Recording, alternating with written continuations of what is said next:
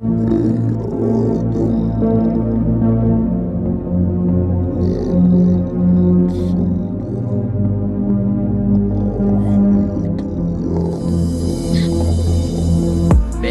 yaradım çıktım ulu meydana.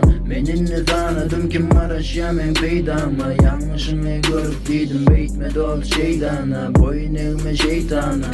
Çakam gen alemde bardadı diyedim ben yeydana. Ey adam gey gözlü gözüne derle nefsine. Yaydanman aydanman İzle kulaklar ya olmasa geç taşından aylanma.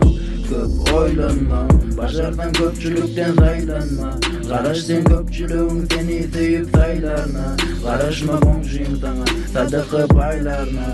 Dile Allah'dan gece gündüz çarpıp eleğini aylarına.